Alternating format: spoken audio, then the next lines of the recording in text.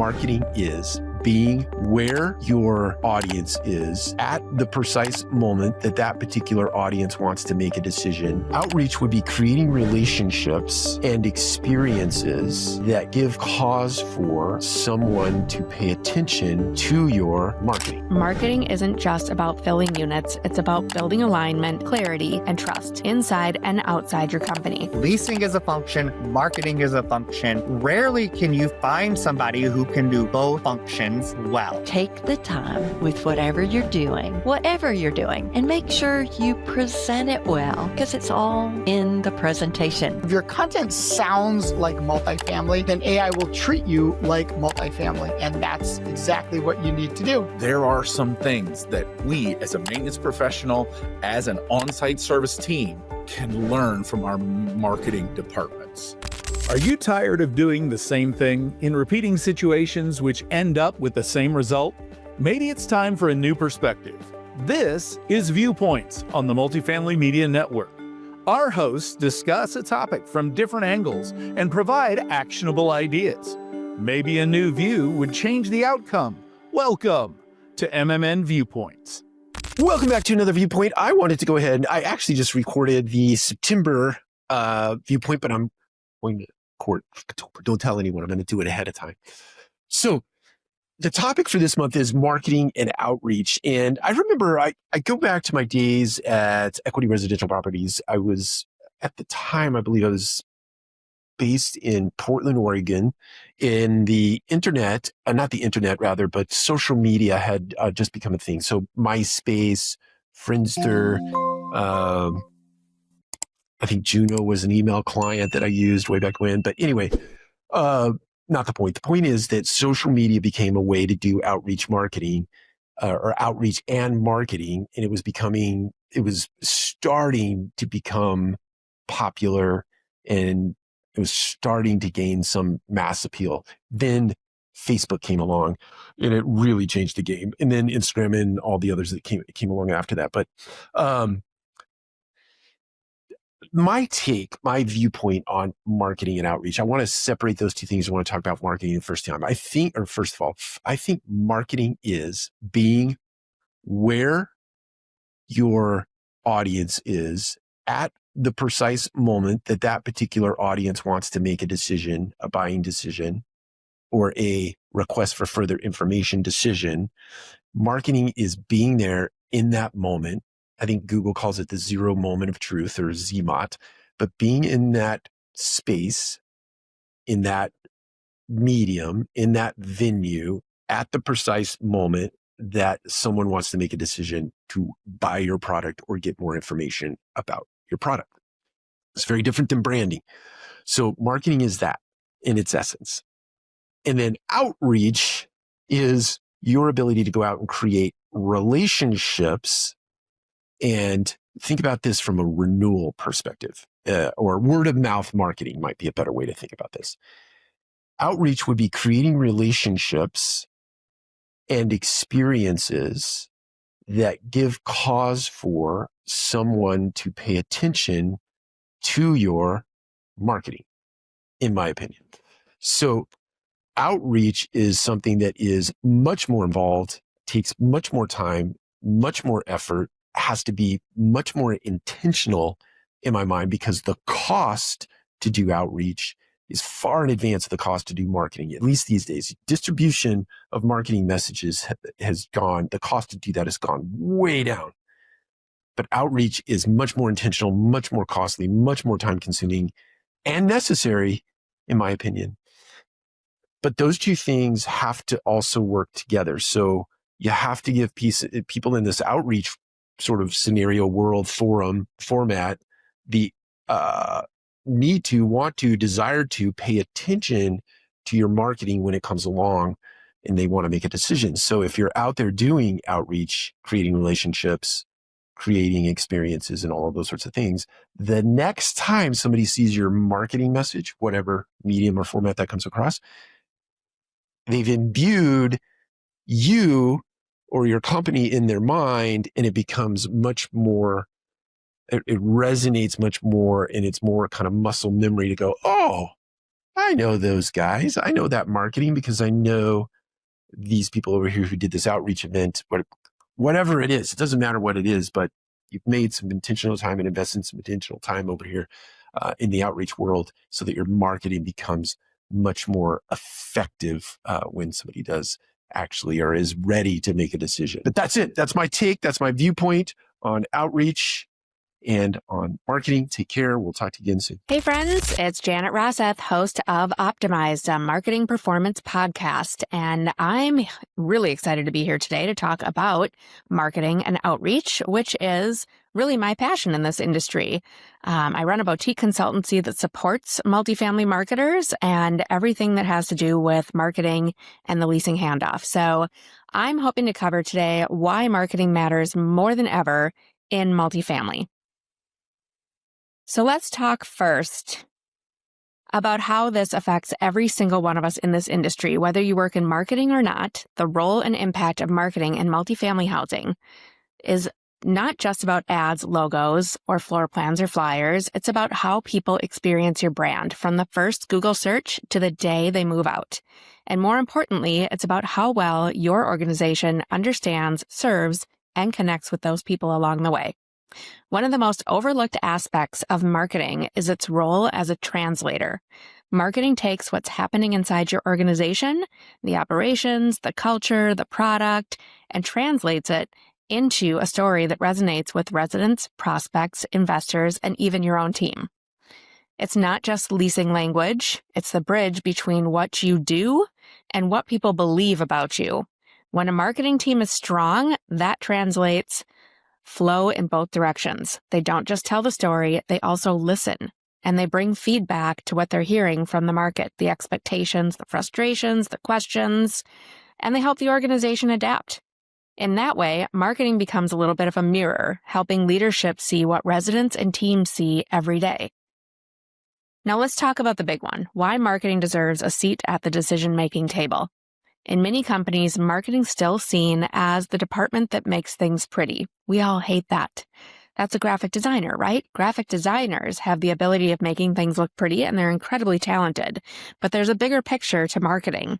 And the best operators know that marketing is a department that helps things work better. Think about it. Marketing touches every stage of the resident life cycle. Awareness, interest, leasing, renewal, reputation. It also touches every department. Operations relies on marketing to set accurate expectations. Leasing depends on us to generate qualified leads. Maintenance and service teams benefit from marketing's ability to build trust and communicate value. And hey, we depend on them as well because they're one of the biggest reasons people choose to rent or choose to renew at a property. When marketing is included in strategic planning, they help ensure decisions are made with the customer in mind. And when they're not, you end up with disjointed experiences, mismatched messages, and wasted spend. Let's be clear here. Marketing is not fluff. It's a performance engine. Every email, every ad, every social post either drives a measurable result or it doesn't. Modern marketing teams are tracking lead to tour ratios, tour to applied, tour to no-show, all the conversion rates and KPIs that help us turn marketing into math and data into decision-making. We think about contact frequency, retention, and reputation metrics. All of these numbers tell the story of performance. And when you connect them with operational data, you start to see the full picture of your property's health. Marketing doesn't just drive leads, it diagnoses bottlenecks, and it reveals where the customer journey breaks down. And when teams collaborate across marketing and leasing and operations, that data becomes incredibly powerful. But beyond data and dashboards, marketing also plays a pretty powerful cultural role. Marketing sets the tone for how your company shows up, both externally and internally. When your brand language is consistent, human, and values-driven, it creates alignment. Leasing teams start speaking in the same voice. Maintenance teams feel proud of how residents talk about their property online. All the teams feel connected to the corporate organizational goals. And corporate teams see their culture reflected in the stories being shared. It's not just branding, it's belonging. Good marketing creates the emotional glue the thing that makes employees feel connected to a bigger story and residents feel like they're part of a community rather than a contract. Now, here's the challenge for our industry. Marketing is evolving even faster than ever. If I could for a moment, I'm going to ask you to take a look at your marketing department and the people that are in it and celebrate them for a moment, because I'm sure they make it look easy, like they just put pretty things out there, good ad strategy. They know exactly the questions to ask when a property needs more attention. But behind all of that, they're hustling. They're constantly learning and growing, connecting integrations, troubleshooting problems. This is an industry and a function where we are constantly learning and the game is constantly changing. We're layering in AI, automation, new digital platforms, data streams that can feel overwhelming, and yet the core question has not changed. Are we using marketing as a strategic engine or just as a service department? Too often, marketing teams are pulled into reactive mode. Can you post this? Can you make this flyer? Can you make this pretty? Can you fix our star rating? Can you send me more leads? And I'll tell you, it's never just a lead issue. It's often a factor that's reaching components all across your property that needs identifying before performance can succeed. When that happens, we lose sight of the bigger picture and why behind those requests, there's a bigger picture. But when marketing is positioned as a strategic partner, not a production house, everything changes. The brand tightens, the data flows, the customer experience improves, and everyone from the leasing consultant to the executive team feels that lift. So here we'll bring it all together. Whether you're in maintenance, operations, accounting, or the C-suite, I want you to remember this. Marketing isn't just about filling units. It's about building alignment, clarity, and trust inside and outside your company. If marketing's doing its job well, your leasing agents are more confident, your residents are more loyal, and your operations run smoother. Because at its best, marketing isn't decoration, it's direction. And when we get it right, the whole organization moves in rhythm and in purpose. That's the power of a strong brand. That's the power of marketing done well. Thanks for listening, and I hope you'll go thank a marketer today. I know you've got one on your team that could probably use a little celebration. I'm Janet Rosseth. I'll see you on the next Viewpoint. Hi, I'm Ronald Harrington, host of the Rooms with Ronald podcast. And today I'm going to share my viewpoint on marketing and outreach. Now, if you've been following along, you know that I have a lot of viewpoints when it comes to marketing and outreach as it pertains to leasing. What I don't understand is why we treat marketing and leasing as one function, when a lot of times the people that are marketing our properties, they don't know how to lease. And a lot of times the people we have leasing our properties don't understand what the marketing team does. And there seems to be conflict, but yeah, we bundle them together.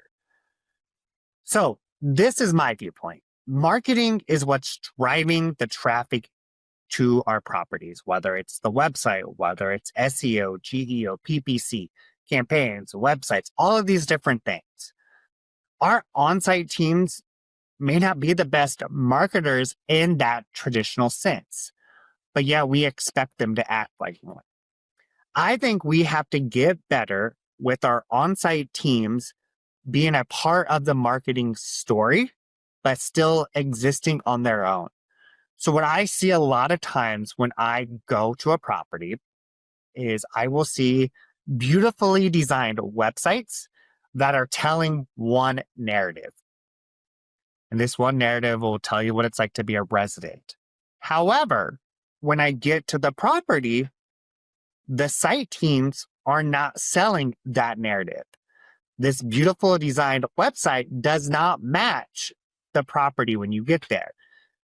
What this instantly does to our site teams, it devalues them.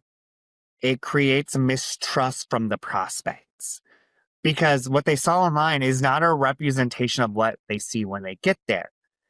They feel catfished. They feel like they were misled. Now they feel like they've wasted their time. So we have to get better about ensuring that our teams are now taking, what the website's saying and ensuring that that narrative is translating into tours. So if you are selling this active nature hikey area on your website, your teams need to be talking about that same type of thing when they get to the property. I also think this comes to when we talk about decor and we talk about the setting of the property and things like that, is that we need to ensure that those match the narrative. And we're not telling two different narrations. Imagine watching a trailer for a movie, thinking that you were going to go see a comedy. That's what they've sold this as, right? A comedy. But then you get to the movie theater, you start the movie, and now it's a drama. We've all been there, right? It does not make for good communication. Now, where I do think our on-site teams can play a role in this marketing is I think that they can help craft this narrative for our marketing teams, right? Our leasing teams they know what type of people live in the area. They know what's nearby. They know their prospects. They know their residents. They know all of this. So they can help ensure that we're crafting the perfect narrative. I also think that we are going to have to get back to outreach marketing and what that looks like for our properties, right? So we need to ensure that our teams know that they need to go out into the public. They need to be seen, right? Student housing has this down packed. They are at career fairs. They are at housing fairs. They are on the campus corners passing out flyers. They're doing fun events. They're at the local pubs. They're at the local coffee shops, doing things to be seen. It's all about the branding. The more that our teams could be seen, the easier it is for that outreach marketing. One of my favorite things to do when I'm outreach marketing is I'm going to pull my files, or I'm going to go into my CRM and I'm going to look at what is exactly my resident demographic. Who are my top employers? Where are they coming from? So if I know that I have, 10% of the people living with me are from the community hospital, I'm going to make an effort to go to the community hospital, introduce myself, talk about their needs. Do they have people coming in? Maybe bring them a gift and make those introductions. So that way people feel as a part of our community. We are to build a community. I'm also going to look at, like, when it comes to my marketing, like, where's the data, right? So if I live in Austin and I know that I have been getting a lot of inquiries from the Bay Area, Silicon Valley, because everyone's relocating to Austin, I'm probably going to target that on social media, in print, maybe streaming TV, whatever that is, to get my message out there. And then I'm going to take those employers that are coming here and I'm going to try to set up a preferred employer program. Now, let me just give you my 2 cents on a preferred employer program. I like them. I think they are beneficial in some areas. What we get wrong when it comes to that is we don't tell them. We just willy-nilly go at it and we say, okay, so here's our top 5 employers in the city or in the vicinity. And now, you know what? There are preferred employers. They're going to get waived app fees. They're going to get half off their admin fee. They might get a lower security deposit, whatever it is. We put them on the thing, and then we hope that these top 5 employers come to tour with us. We don't do any outreach to those employers to say, hey, we put you on our preferred employer list. Hey, we've done this. These are what your people are going to get. We haven't built that relationship. Then what I've also seen happen is that when occupancy is high, we cut the preferred employer program. We rip it up and we say, no more. We don't need this anymore. We're at 98% for the next 6 months. Why do we need to discount our app and admin fees for our preferred employers when our occupancy is high? That's a one-way street. That's a one-way relationship, right? hey, we're only going to give you something when we need you. When we don't need you, we're done. We're going to cut ties. Best of luck to your people and things like that. So then in a couple months, when our occupancy drops again, now we need them again. So what do? We call them back and we say, hey, here's things like that. So understanding that if you're going to put in a preferred employer program, ensure that, all stakeholders know about it. Maybe put a length of term, like think about it as a contract, just like you would think about apartments.com, just like you would think about Zillow or any of your preferred vendors or your preferred supplier companies. Think about it as that type of contract. Maybe it's just that length, and make sure that they know about it. Your team knows about it. Your marketing people know about it, because that's going to change how you get the message. When it comes to the leasing staff, and I think about outreach marketing, think about what types of partnerships can I create with people in my area, because it gets busy, right? I remember having to put, flyers on a pizza box when I first started in the industry. May not have been the best choice, right? But maybe now there's a local bakery or a coffee shop around the corner that you can get gift cards from, that you can help promote into that area. So now, when you have a tour that are back to back and you're running late or someone walks in, you can give them that $10 gift card to the bakery.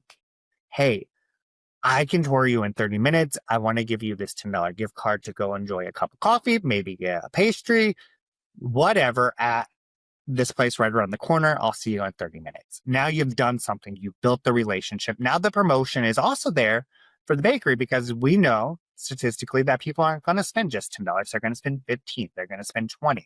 So for that $10 investment that the baker did, now they're also getting more revenue, which then when the prospect moves in, now understands like, oh, I remember that bakery will let me go there to get my cup of coffee, or things like that. So ensuring that we've done those types of things as it comes to marketing. What we don't want to do, and I see this all the time, is tell our leasing teams to create a flyer, to post on social media without giving them the parameters. I've seen some really bad Canva designs.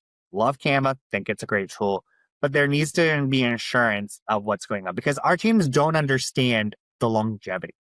And I think it also comes down to having a conversation with our teams on a monthly or quarterly basis. Okay, so let's review the traffic. Let's making sure that we are all reading from the same sheet of music. Because I know when I was on site, I wasn't the best marketer of what I thought marketing meant as a leasing professional. I thought marketing meant I was going to create a flyer, I was going to build this website, I was going to do XYZ design. And that was not my forte. It was not. My forte was building relationships, being out in the community, and being visible and building that brand. And I think that is one thing that we can leverage our on-site teams for. Allow someone else to design the flyers, allow someone else to interpret the data, but ensure that when we have concerns about occupancy, about traffic, that we're not writing off the leasing professionals who are dealing with it on the day-to-day. We're having those conversations, understanding that they're going to call and say, hey, Ronald, I don't know what's changed, if we've made a change in campaign, but my last 20 phone calls have been way underqualified. They're they need to make $5,000 a month to live here. They make $3,500. So let's look at those parameters. Or we've seen an uptick in the area of, hey, here is what we're seeing in unqualified, because now they want tax credit, or they want low income housing, or they have a voucher. Maybe we need to make the parameters. Or, hey, Ronald, here's the people that I'm seeing come tour. I think, maybe there's a demographic we're missing. Let's get involved. So allowing the site teams to give you that type of feedback, but then acting on it will go a long way to build that relationship. But for me, by and by, leasing is a function, marketing is a function. Rarely can you find somebody who can do both functions well, right? I will tell you, I'm a great leasing professional. I'm a great person who to get out. When it comes to some of the technical sides of marketing, that's not my forte. So let's get out of that habit of treating people like that and allow people to do what's really best for them. Let's create campaigns that build trust and empower our site teams to know that they are part of this story and not just this beautifully designed website that has all of these photos that are recent, not from like 5 years ago when you did your renovation. So that way, when the prospect comes, the leasing team can pick up the baton and carry it to the finish line with our marketing website was this, our online presence was this. I'm going to match that present. I've taken the baton. I know what marketing's selling. I'm selling the same thing. And now we crossed the finish line. There you have it. My view on marketing as it pertains to the leasing function. I'm Ronald Harrington, host of Rooms with Ronald. Until next time, happy leasing. Bye. Today, I want to give you an example of marketing gone awry and how you can do it different. I'm Mary Gwyn, and today, marketing is the topic on Multifamily Media Network's Viewpoint series. Marketing gone awry? Yes. Hang with me a minute while I tell you a story. Many years ago, there was a great sitcom that I watched faithfully. The family patriarch was famous and funny and unfortunately now is infamous, but at the time the show was a big hit. Stick with me a minute. I used this point in marketing training for a reason. The patriarch's daughter, Vanessa, had been away at her first year of college and came home for Thanksgiving. Without telling her mom and dad anything was up, she brought home a boyfriend, and all 4 of her siblings were at the dinner. The parents and this boyfriend, they just didn't know about this boyfriend. It was a big Thanksgiving family dinner, and you can imagine the dinner conversation ended up centered on the boyfriend, whose name was Dabness. The really protective dad, Dr. Huxtable, kept asking questions, probably in an intimidating way, and this honest boyfriend answered, well, honestly. It turned out he was a janitor at her school. And somehow it also came out that he and Vanessa had been seeing each other all semester, but hadn't mentioned it to any of her family. Her parents got kind of stiff-backed in their chair, and they were a little bit hurt that they didn't know anything was going on because they obviously talked to their daughter. And as the conversation proceeded, the real shocking surprise was that Vanessa and Dabness were actually engaged. Oh boy. Oh boy. The facial expressions, the indignation of the parents. Wow. It was palpable.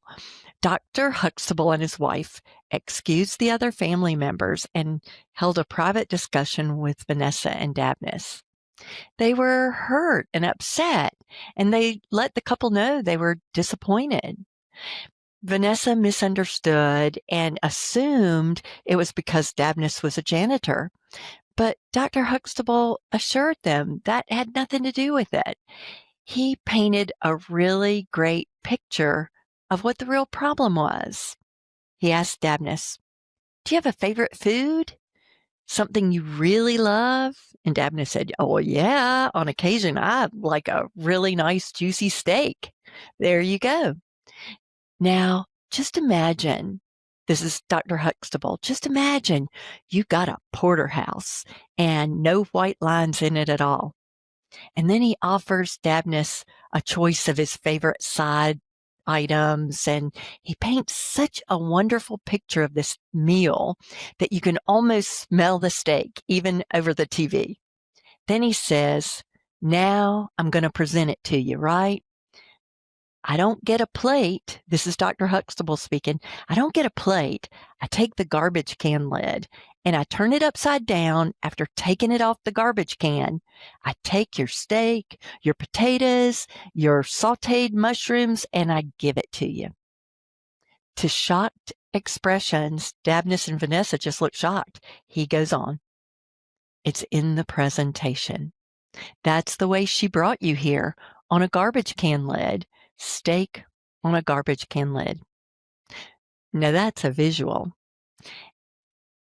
And when your kids are getting married, our kids have gotten married. When they're getting married, it really should be a thrill and a joy, not steak on a garbage can lid. It should be a delight. So what does steak on a garbage can lid have to do with marketing? Believe it or not, a lot, because it's all in the presentation. You can have the best product on the planet, but if you don't present it well, you decrease the desire or the marketability of it. For example, you have a beautiful renovated apartment home and you present the old photos pre-renovation or pictures of the renovated homes, but with bags of trash or just not ready conditions, maybe a wall not painted or like I recently saw one on a website where the blue protective cellophane or whatever it is was still on the stainless steel appliances. So they looked blue instead of stainless steel. Or one of the big ones for me is when I have clients so focused on the value add of renovating the interior of an apartment community, but they leave the exterior with dated paint or maybe even peeling paint or overgrown landscaping or signage from the dark ages. I was actually surprised recently to visit a community and have them give me, it was a nice community. They gave me a copy of a flyer, or maybe once upon a time in its early life, it was a brochure, but now it's a bad photocopy and they wrote on it. And another one, Lisa and I, one of my team members, we were visiting comps for a property. And the one we visited first, it had a big, beautiful clubhouse from the exterior. But when we opened the door, the leasing desk was piled high with papers and file folders and stuff. And they had vendor clutter on their sofa table and they had food lying on the desk. And it was just really off-putting. Again, it's all in the presentation. Sometimes we do great things and just do them. We just do them and think doing it, checking it off is enough. But is it? No, it's all in the presentation. With everything we do, we have the opportunity for it to be done well and to present it well, to market it well. Take the time with whatever you're doing, and make sure you present it well because it's all in the presentation. Thank you for listening. Thank you for listening to my viewpoint on marketing on Multifamily Media Network. Please also join me on PX Multifamily, the People Experience Podcast. Thanks again. So here is my opinion about the new GEO or generative search versus search engine optimization. Everyone's been talking about generative search optimization like it's some new playbook or something like that, right? It's really not. There's nothing new about generative search that you're already doing or trying to do with your SEO playbook. Really, GEO is just like SEO, but in makeup. The job hasn't changed yet, and you still have to create really good content on your website, your landing pages, anything that you really own needs to be optimized for search engines as well as these new generative LLMs that are out there. So your content has to be tighter. You need to be answering questions. You need to be more factual, and you have to be mapped to entities. You really don't want to use these fluffy blogs. So make sure that you're not just throwing and spewing content out there for generative search. Make sure it is very actionable and things that your customers or renters are actually searching for. So why don't we go ahead and give an example of that? So if you're, say you're looking to sell to property management companies and you think they're doing searches like best maintenance software or how to cut unit turns or AI for work orders. Now the AI is doing all that search work for them. Okay. So really what you're doing is you just want to make your content easy to quote for, these search engines, but In reality, you want to use numbers, facts, none of this like fluffy top of funnel stuff. You actually want to create really juicy content that's grounded in data and potentially even references, other articles or other people in the industry, right? So try not to chase those buzzwords that exist. Really just keep doing what you've been doing with SEO and make sure you structure it for AI. So make sure you're using these FAQ schemas. You can also use case-by-case roles, right? So an owner or a regional PM might get a different answer than someone who's a maintenance supervisor. Okay, so if your content sounds like multifamily, then AI will treat you like multifamily, and that's exactly what you need to do. Hi there. My name's Paul Rhodes. I'm the host of the Maintenance Mindset here on the Multifamily Media Network. And for this episode of Viewpoints, we are discussing marketing. And yeah, I know that thought that just went through your brain of why is a guy who talks about maintenance and the importance of maintenance on our communities discussing marketing. And that's the exact reason why I wanted to talk about it this month especially. Now, full disclaimer, I am a maintenance professional. I play at marketing, although I'm not even sure after talking with others that what I do in regards to marketing is actually playing at all. The point being, I'm not a professional, but I do have thoughts. And that's the first thing I want to point out. Our on-site maintenance professionals can be a resource for marketing. Frequently, our office staff from the outside looking in is all focused on marketing efforts.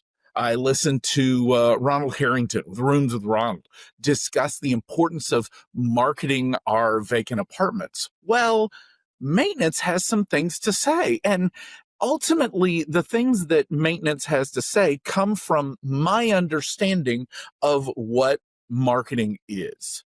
And my possibly oversimplistic understanding is that marketing is informing and adjusting the perception of whatever is trying to be marketed. Now, that, in my mind, is a very important thing for our maintenance teams to understand. When our maintenance teams understand that, our marketing departments need that insight. So, 2 takeaways for this episode of Viewpoints. The first is that crosswalking between our maintenance on-site teams or our maintenance and engineering departments and our marketing departments would be a fantastic thing to make happen. I don't think it needs to happen as often as like the crosswalk that I advocate for between our on-site maintenance teams and our on-site leasing teams. But I think it would be a very good idea for marketing to spend some time with maintenance and for the opposite to occur. You see, things like what is important to our marketing department and why is it important for the marketing of our community? That insight would be critical for maintenance to understand why doing things like ensuring the generic curb appeal is as good as we need it to be. Why it's absolutely critical that we remove, from a marketing perspective, why it's critical that we remove the out of order sign from the laundry room as quickly as possible. Why it's important from a marketing perspective that maintenance takes care of the fitness equipment or ensures that the swimming pool is as clean as possible. That, I think, would be absolutely critical for maintenance to know about how important those items are for a marketing department. Now, the reverse is also true. I think it would be critical for our marketing team to have an understanding of what is reality or able to be delivered as a part of our marketing strategy. Case in point, my daughter went shopping for an apartment a little while ago, and her husband began their search as a lot of our potential renters search. They started online, and they began by going to a website that they were able to put in like a geographic area where they wanted to live with a price range. And then they went shopping to those properties online. In other words, they looked at the pictures. They looked at the map. They looked at all of the graphics that were set up for that property. And the number of times that my daughter reported that the pictures did not match reality was a huge number. It was an overwhelming percentage in my mind that these pictures, one of which she showed me, it had been photoshopped or whatever graphic software was used within an inch of its life, to where literally she took her phone, held it up right next to the building, and it was at that address, it was at that side, but the picture that was featured online was set up at night with this lighting and something else. And this part over here had been brightened and another part had been made darker so that it seemed more interesting and insightful. The end result is our marketing teams need to know what reality looks like for this community. An example in point was a picture of a swimming pool that on the backside of a building, you could see and identify that the pool was there and the clubhouse was behind it and all the furniture was in perfect, beautiful shape, as we want our maintenance teams to do. In addition to that, though, there was extra furniture in the pool on a little sun deck that the particular pool had. And yes, the sun deck was there, but in real life, that spa luxury looking furniture didn't exist. Not only that, the picture online had a whole bunch more pillows and umbrellas and tables that gave the property the feel of an expensive Las Vegas or Caribbean resort. And the reality, it's an apartment community. And the apartment community pool in and of itself was very nice. But that Caribbean vacation island getaway expectation just didn't exist.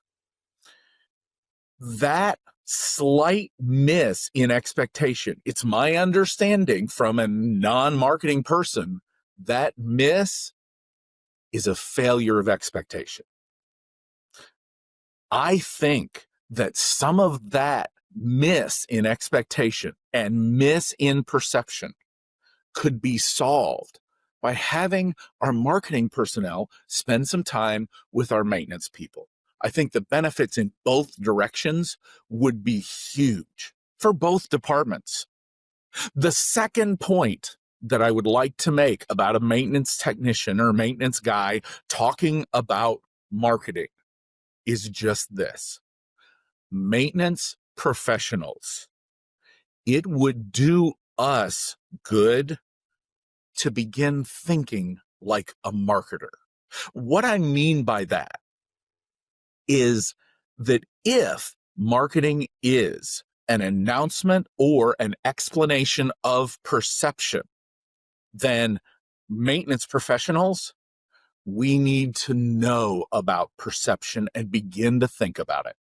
You see, perception, I've long said, is reality, whether it's truth or not. In other words, if I'm the maintenance technician and if I go to the front door of a resident's apartment and I'm there to fix something, anything on the toilet, before I even knock on the door, what is that resident going to see when they look through the peephole at me?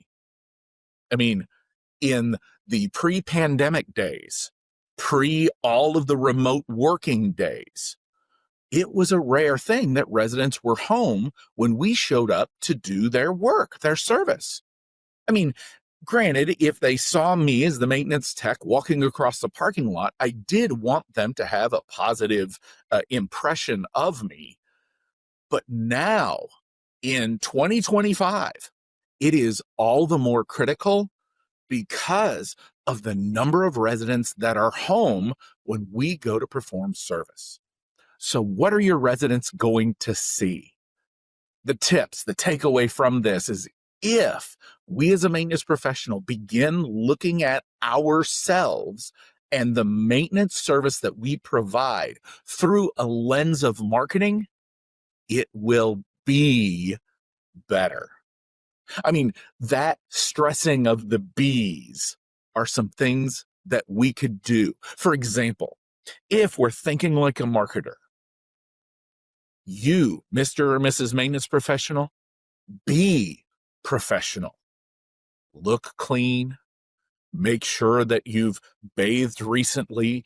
Wear a clean shirt. And property managers, property leaders, owners, if your maintenance professional does not have a clean shirt, I'm a huge advocate for uniforms.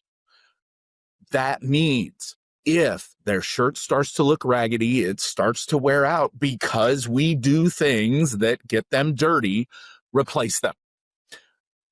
Put money in the budget for clean shirts, clean identities. That's a part, ID tags. That's a part of that professional aspect that if we were to look at maintenance from a marketing standpoint, that would be it. Oh, and maintenance techs, please do yourself a favor and not only look at yourself in the mirror, but pay attention to your odor. We're going into residents' apartments, and yes, I'm the guy, I'll say it. Please wear deodorant, but don't overdo smells, colognes, perfumes, and all those other things. You're going into someone's home.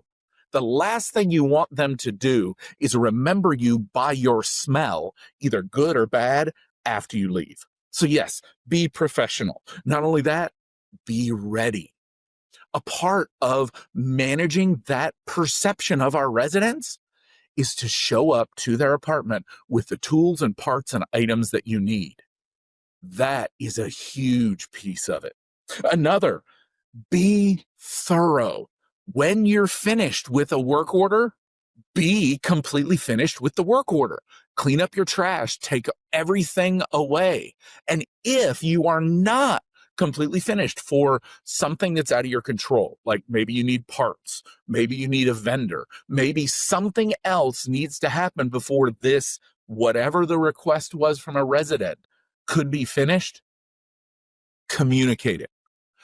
Ensure that your resident and your office knows what the expected timetable is. And then the last thing, be intentional.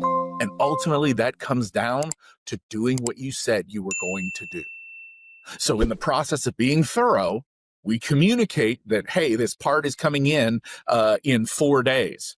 Then 4 days from now, we communicate whether the part is there, or if it's not, if it got delayed, then we let the resident know what they can expect. In the end, I firmly believe that there are some things that we as a maintenance professional, as an on-site service team, can learn from our marketing departments. Have some collaboration. Matter of fact, just have a conversation. It's awesome what could come out of that. Thank you for joining me today on this episode of Viewpoints. Give a listen to the maintenance mindset, even if you're not a maintenance professional, in the same way that I love listening to all the varieties of marketing podcasts that are found on MMN. Thanks, and I'll see you somewhere. Before you leave this episode, answer these questions for an action plan based on the perspectives you've heard today. First, what idea caught my attention? Second, what was identified as something that I need to discontinue? The answers noted are a place to start for improved success. To go deeper, check out the shows by hosts you've heard from today. Thank you for being open to different viewpoints. This has been a Multifamily Media Network production.